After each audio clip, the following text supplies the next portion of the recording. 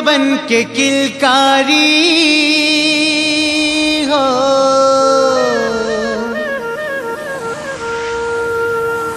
सुन कहत है संगवारी हो।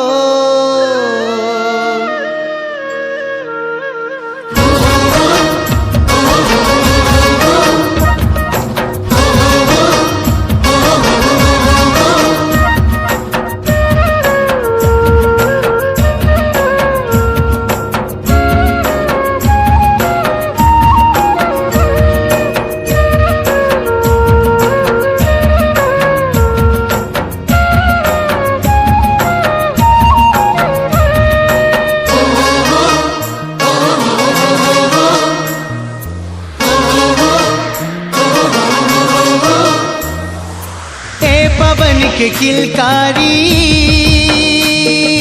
हो,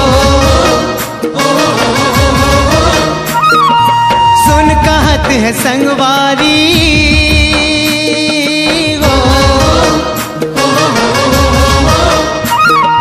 ए पवन के किलकारी सुन कहत है संगवारी। गाँव हाँ हमर सोन के चिड़ैया, हमर गाँव हावे सोन के चिड़ैया। ए पवन के किलकारी सुन कहत है संगवारी। गाँव हाँ हमर सोन के चिड़ैया, हमर गाँव हाँ हावे सोन के चिड़ैया।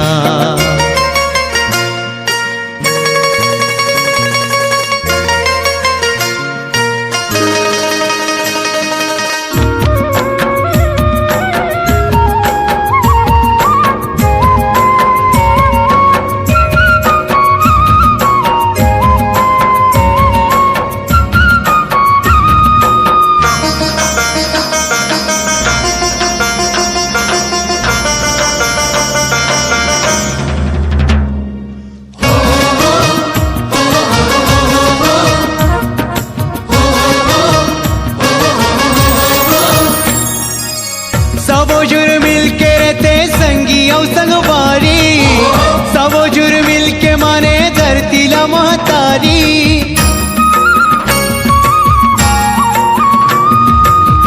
सबो जुर मिल के रहते संगी और संगवारी, सबो जुर मिल के माने धरती ला महतारी।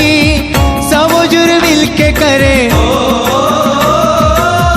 सबो जुर मिल के करे गाँव के रखवारी।